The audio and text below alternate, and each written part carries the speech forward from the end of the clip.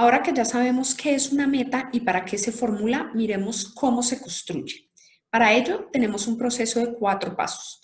El primero es tener claro el objetivo, preguntarnos para qué se va a adelantar esta inversión pública.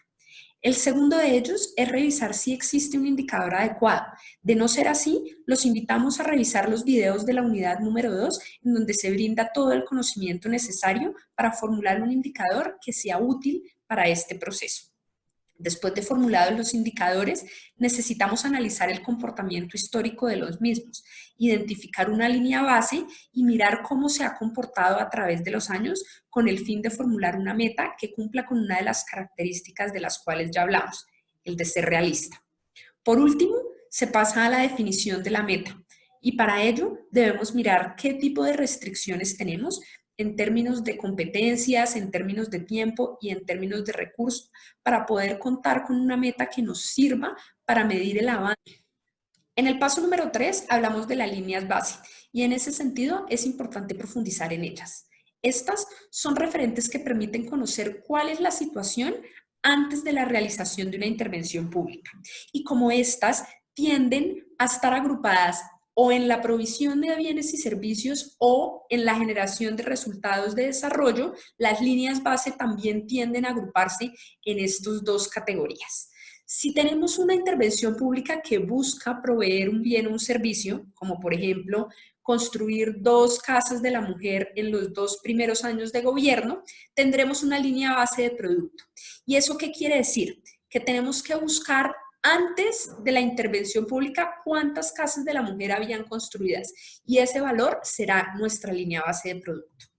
Si por el contrario tenemos una intervención pública que promueve el cumplimiento de un objetivo de desarrollo, es decir, disminuir la pobreza monetaria, tendremos una línea base de resultado. Y al igual que en el caso anterior, lo que debemos hacer para encontrarla es buscar cuál era el dato de pobreza monetaria antes de la intervención pública y en ese sentido tomarla de línea base para mirar si en efecto después de la intervención realizada la pobreza monetaria disminuyó o no y poder dar un parte de tranquilidad y cumplimiento de la gestión pública local.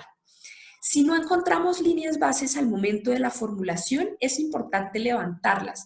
Recuerden que esto es lo que nos permitirá decir si en efecto estamos cumpliendo o no con las metas y los objetivos propuestos. Miremos un ejemplo de formulación de metas. Como vimos, el primer paso es conocer el objetivo de la intervención pública y para este caso, el propósito de la misma es disminuir los niveles de violencia contra las mujeres en las relaciones de pareja. El segundo paso era identificar si ya existía un indicador que nos permitiera medir el avance en el cumplimiento de dicho objetivo. Y aquí, la encuesta nacional sobre igualdad de género nos da un indicador que cumple con las 4 características y los 6 criterios definidos en la unidad número 2 para los indicadores.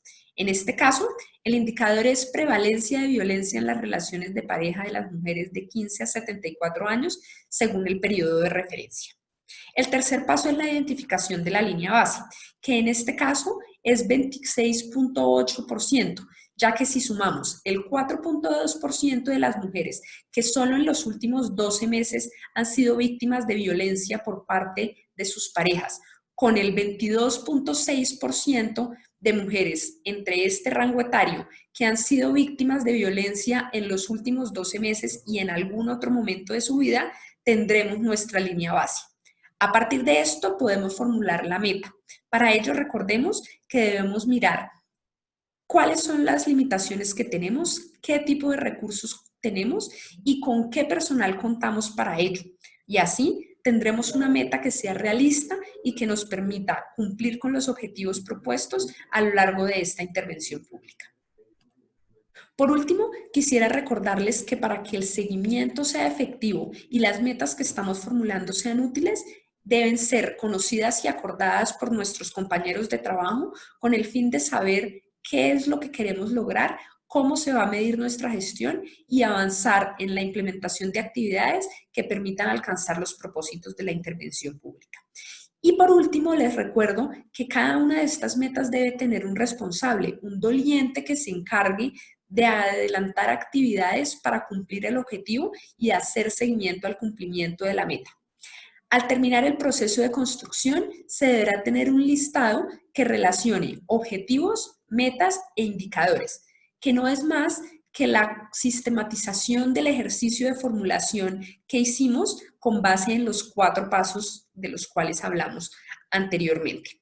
Así, deberíamos tener un instrumento similar al que vemos en la pantalla, en donde tengamos definido cuál es el problema que vamos a solucionar, el objetivo que queremos cumplir por medio de la intervención pública, qué programas y proyectos nos van a ayudar a cumplir dicho objetivo, qué metas vamos a alcanzar a lo largo de la implementación de cada uno de los mismos y qué indicador vamos a utilizar para medir dicho avance.